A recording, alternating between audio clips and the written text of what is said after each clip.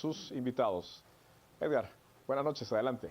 Muy buenas noches, Juan José. Efectivamente entramos de lleno a las entrevistas de hoy para analizar un tema que ya es recurrente en nuestro país y que además es un delito que ya tiene algunas condenas y algunos casos en proceso en los últimos días en nuestro país. Nos referimos al financiamiento electoral ilícito que pues el Congreso de la República continúa trabajando en dar cumplimiento a aquella resolución de la Corte de Constitucionalidad que exhortaba al Congreso a que pues revisara la redacción del artículo 407, inciso N, del Código Penal, el cual establece el delito de financiamiento electoral ilícito. Concretamente recordaremos que lo que la Corte de Constitucionalidad observó en aquel momento fue que la proporcionalidad de las penas era el asunto a revisar, debido a que se equiparaba la pena del financiamiento que provenía de fondos de origen ilícito con el financiamiento anónimo o no registrado. Así que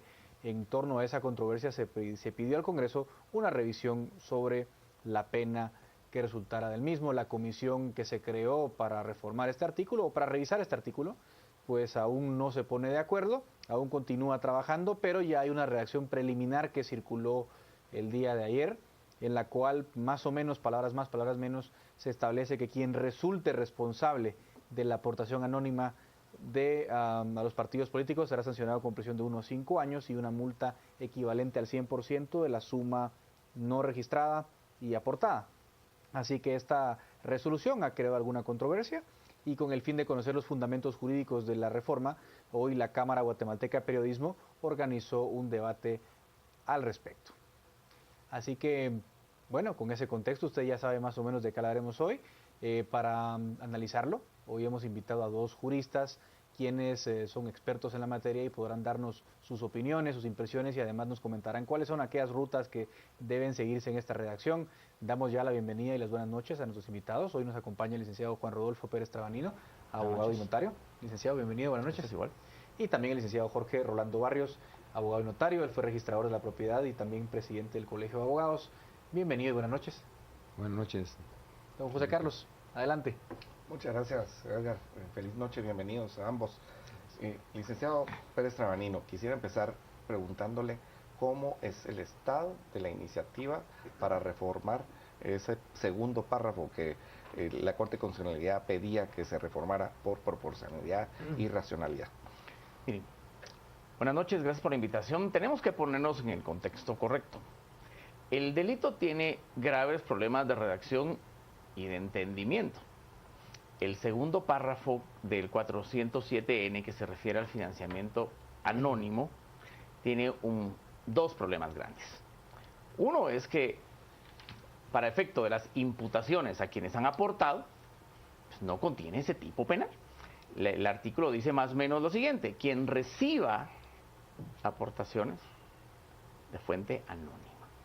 O sea, está clarísimo que el espíritu de la ley era únicamente criminalizar la conducta de las organizaciones políticas que no registraran sus aportaciones, no al donante.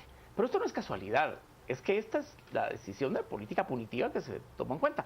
Los acuerdos de paz establecen la recomendación al Congreso de la República de incluir en el Código Penal el delito de aceptación de financiamiento electoral. Ojo, aceptación. La Comisión de Reforma Electoral hace suya esa recomendación del Acuerdo de Paz y cuando presenta su informe de reforma electoral, ese gran primer paquete de reformas del año 1997, sugiere la inclusión de 3 artículos: aceptación de financiamiento electoral, aceptación agravada y aceptación culposa. El denominador común es la aceptación. Porque eso era lo que se pensó. En América Latina funciona así en la mayoría de países. Lo que se criminaliza es la aceptación, porque los partidos políticos son los responsables de, pues obviamente, recibir su plata, administrarla e informar al Tribunal Supremo Electoral. Ese es el primer problema, pero tiene otro muy grave a raíz de la sentencia de la Corte de Constitucionalidad. Es que independientemente de que esta reforma se dé o no, la Corte ya declaró que la pena que se podría aplicar ante una eventual sentencia es desproporcionada y por lo tanto es injusta. ¿Qué tenemos aquí? Un delito que ya no puede ser aplicado. ¿Qué juez de este país, en una sentencia, en un caso hipotético, y que ya tiene el debate encima, y que puede condenar a un sindicado. Pero ¿qué pena le va a imponer? Cuando la pena que está establecida por analogía y por lo tanto es ilegal, es además desproporcionada porque la Corte ya lo dijo. Eso tiene al Congreso ahorita en un problema grave, complicado, difícil, porque tiene la obligación de enmendar lo que se hizo mal en el pasado. Y sería desproporcionado también que pusiera la pena mínima, que sería la de los 6 años. Es que miren, hay que tener en cuenta que esa conducta no es tan grave como la primera conducta de ese artículo que se refiere a la admisión de dinero del crimen organizado. Estamos hablando de dinero de fuente lícita, pero que es anónimo. El tema aquí es, la gran discusión en este momento es la pena, que si es muy suave, que si es muy fuerte, que si se conmuta o no. Mi particular forma de ver este asunto es que una pena de 1 a 5 años evidentemente es conmutable, si no dice lo contrario, pero además es lo correcto. La pena de cárcel está superada. La cárcel solo se justifica en delitos de alto impacto social y ante reos de alta peligrosidad. El derecho penal moderno ya no es ese. Ese asunto ya lo resolvió César Beccaria en el siglo XVIII. Es decir, ya no podemos apostarle a penas de cárcel. Lo importante es apostarle a penas de carácter restaurativo. Eso creo que es lo importante. Yo creo que el Congreso hace bien en imponer una pena obviamente menor a la que se está discutiendo, porque proporcionalmente el delito es menos grave, pero además que sea computable y en todo caso poder discutir esto desde una óptica restaurativa. Evidentemente va a tener también que considerar si incluye el verbo rector aportar, para que en el futuro este asunto ya no dé los problemas de interpretación que tenemos, porque si no lo hace, lo que tenemos ahora son procesos penales que se pueden caer en sentencia, apelación, casación o incluso en cortes internacionales porque no tienen fundamento legal. Licenciado Barrios, ¿cómo entender esta reforma que hay que hacer? Efectivamente, ya lo decía el licenciado Pérez Trabanino, se equipara la pena de un delito mucho más grave, que es el aporte de fondos provenientes de actividades ilegales, con el financiamiento anónimo. ¿Qué podemos aprender de otras legislaciones y cuál debería ser la ruta que deban seguir los diputados para este delito? Pues yo creo que lo primero es que tenemos que reconocer que el Congreso de la República tiene una facultad soberana de legislar, y máxime que en este caso tiene que hacerlo con base en los lineamientos que le fijó la Corte de Constitucionalidad en la sentencia a la que se refería el licenciado Pérez Trabanino. Ese caso en específico fue una inconstitucionalidad que interpuso un ciudadano en contra del segundo párrafo del famoso artículo 407, bajo la base de que no tenía asignada una pena, como efectivamente no la tiene, y que consecuentemente el riesgo era que cuando llegara a sentencia alguno de los casos que por esa razón se estaban juzgando, se pudiera aplicar sin ninguna proporción distinta la pena mayor al delito agravado de los fondos que provienen de actividades del crimen organizado. Entonces, la Corte ilumina, digamos, o instruye al Congreso de la República y le dice, mire, efectivamente aquí no se dan condiciones de proporcionalidad, de razonabilidad ni de justicia, porque se está sancionando o pretendiendo sancionar con la misma pena actividades que tienen una dimensión y una gravedad diferente. Pero ese no es el único problema. El problema es que el famoso artículo 407, en su segundo párrafo, tiene una descripción muy limitada de los actos que ahí se consideran ilícitos, y que son la entidad que recibiere, como bien dijo el licenciado Pérez Trabanino, no el que aportare, sino quien recibiere en forma anónima fondos destinados a las actividades políticas y no lo registrare en el libro respectivo. Es obvio que quien recibe es la organización política, es obvio que quien puede incurrir en la omisión de no registrarlo es exclusivamente la organización política. Sin embargo, de manera totalmente sorpresiva, se ha tratado de encuadrar a los donantes de fondos lícitos, de sus fondos absolutamente lícitos, dentro de ese segundo párrafo, dentro de esa conducta delictiva, sin estar incluidos ahí. Y eso sí es un tema verdaderamente grave, porque como bien dijo el licenciado, cuando se llegara a sentencia en alguno de estos procesos, un juez, con toda la objetividad del caso, no podría condenar a un donante. Sin embargo, ¿cuál es el problema? El problema es que posiblemente o seguramente no podría condenarlo, pero eventualmente se podría haber producido una prisión preventiva para los donantes durante un lapso indeterminado y muy extenso, como son las prisiones preventivas, con el daño que eso causa, el daño en imagen, problemas de restricción de la libertad y demás. Entonces la Corte le ha dicho al Congreso, mire, esto no está bien hecho, arréglelo, compóngalo. No le está diciendo, por cierto, incluya o no incluya a los donantes, pero en función de lo que ha ocurrido en la actividad judicial, es el momento de hacerlo. Licenciado, ese es el momento justo, porque si ante la cantidad, varios casos que están por financiamiento electoral ilícito y casi todos, como dice usted, por forma anónima o por no haberlo contabilizado, la sociedad y muchos medios dicen, bueno, el problema es que se está yendo una amnistía para todos aquellos que están siendo acusados. ¿Es este el momento o deberíamos esperar un momento de aguas más calmadas? Es que mire, lo que debe prevalecer siempre, en cualquier momento, es el sentido de justicia, independientemente de cualquier otra consideración.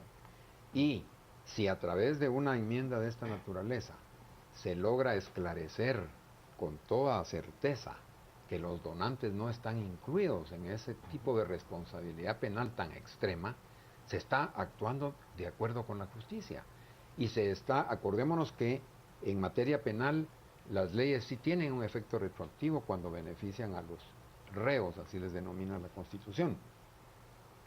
Es el momento de evitar que se cometan injusticias, es el momento de evitar que continúen procesos respecto de personas que no tienen responsabilidad penal, porque la responsabilidad penal no es imaginaria, la responsabilidad penal no es simbólica, tiene que ser expresamente establecida, señalada por una norma que dice la persona que haga A, B y C incurre en el delito de tanto y consecuentemente se hace acreedor a una pena.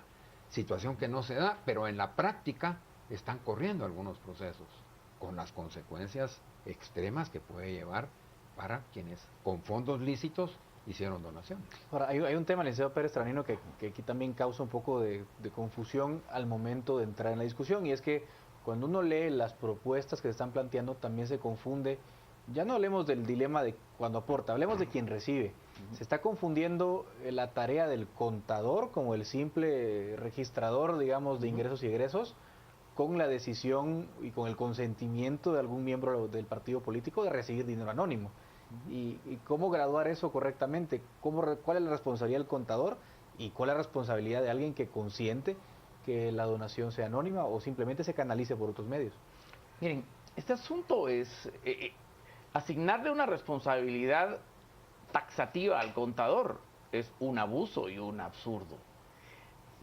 Pero es igual de abuso y absurdo hacerlo para el secretario general. Porque al final la responsabilidad penal no es de quien ejerce un cargo, sino el que conscientemente está en dominio de un hecho y puede influir para que se cometa un delito. Hipotéticamente podemos tener a un secretario general que esté cumpliendo sus funciones como se debe y que no tenga ni la menor idea de que su adjunto, su tesorero, su vocal, esté obteniendo dinero ilegal.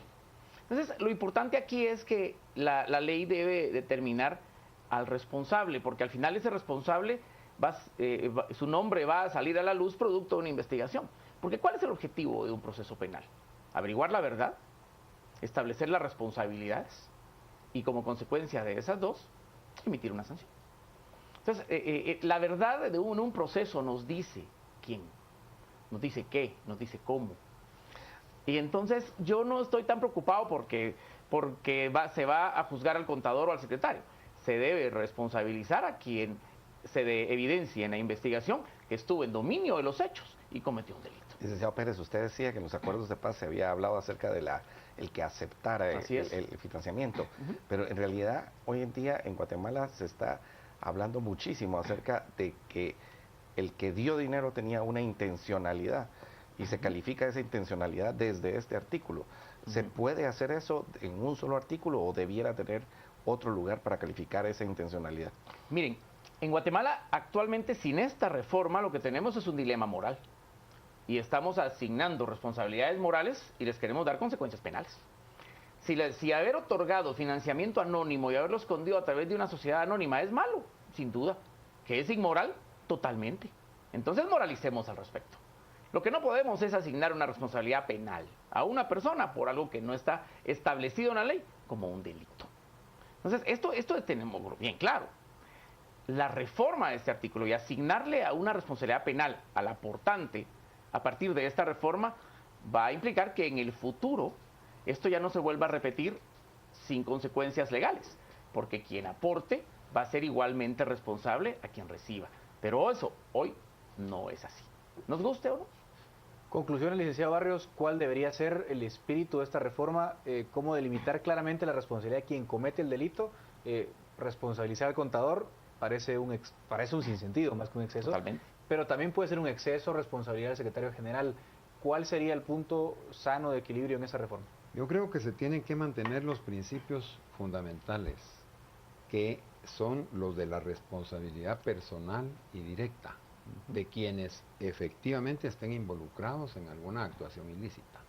Pero no se puede generalizar, atribuir al ejercicio de una función determinada si no se establece plena y claramente que esa persona efectivamente haya actuado dolosamente, porque se nos ha ido olvidando que uno de los elementos fundamentales de cualquier delito es el dolo, el ánimo de actuar ilícitamente. Ese es un factor esencial para poder calificar una conducta de naturaleza ilícita. Sin duda alguna, como ustedes verán, un delito muy difícil de definir, sumamente complejo, que además en otras legislaciones quizás no llega al ámbito penal en muchos casos, pero bueno, estaremos pendientes de lo que el Congreso haga. No sin antes agradecer al licenciado Juan Rodolfo Pérez Trabanino, al licenciado Rolando Barrios por acompañarnos en esta primera entrevista. Vamos a hacer la pausa, pero cuando volvamos hablaremos de un tema que también está complejo el día de hoy, y es que, como usted sabrá, Joviel Acevedo y los maestros están en huelga y hoy han ocurrido hechos que vale la pena analizar. Así que vamos a hacer la pausa comercial y cuando volvamos arrancamos con la segunda entrevista para conversar de lo que sucede con la huelga magisterial.